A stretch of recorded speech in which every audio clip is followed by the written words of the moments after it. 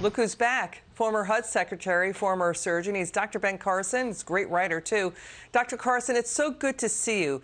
It is a 2-year anniversary of 15 days to slow the spread. That morphed into destructive shutdowns. I'd like you to sit tight, sir, and listen to Senator Rand Paul introducing an amendment to eliminate Dr. Fauci's job. Watch this. In the history of government, there's probably likely been no other example of someone who had such a long tenure, has flip-flopped on so many issues, has been wrong repeatedly, and has no accountability, from ignoring natural immunity acquired from the infection to commanding that kids wear masks in schools without scientific evidence, to the idea that we need to vaccinate newborns and young adolescents despite the risk for myocarditis. The emails that have been revealed show him to be a petty, partisan politician who's not above taking down his scientific enemies, not above having an enemies list. This is someone who really seriously needs to be separated from government. Dr. Carson, what's your reaction to that?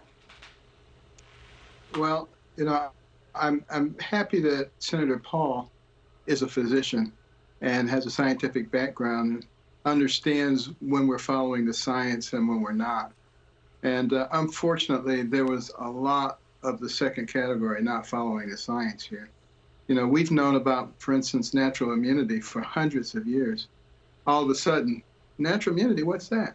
Because if they acknowledge natural immunity, then you have to abandon the mantra that everybody has to have a jab.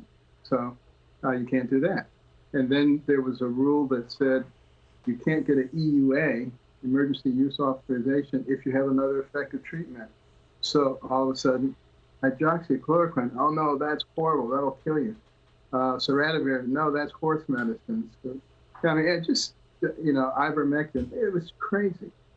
And what's happened, unfortunately, is I think the American people have lost a tremendous amount of trust in our governmental medical institutions. And it's going to take a long time to get that back. So I hope that Dr. Fauci actually understands that if he sits down and does some self-inspection, recognize that maybe there's another way to do these things. Yeah, and Dr. Carson, yeah, we hear you. And, critics say the authors of the lockdown debacle, they have to be stopped from doing that ever again. They should be made to answer for the destruction they caused. Reinstate every worker fired over vaccine mandates or get them compensated.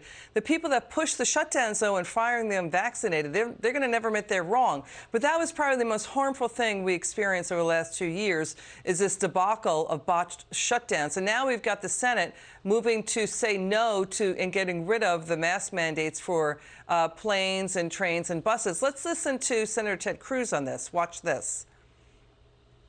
Joe Biden didn't have a mask.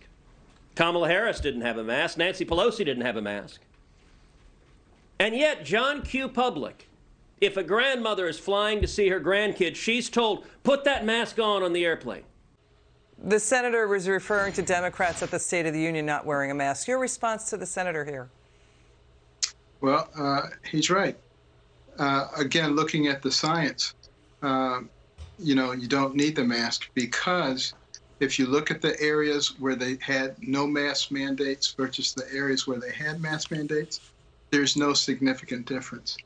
And I certainly think that people who are immunocompromised and have significant issues might be well advised to wear a mask, but that's something that they should take up with their physician. That should not be some government bureaucrat dictating. And that's really that's the way our system is set up. Yeah, we hear you. What about the fallacy of, the states with more Republicans in it were not vaccinated as much as those in blue states? Well, there are a lot of people who refused the vaccinations, particularly first-line workers, doctors, nurses, because they know something about immunology. And it's a lot harder to pull the wool over their eyes, although many of them were fired inappropriately, no question about it. There's a lot of stuff here.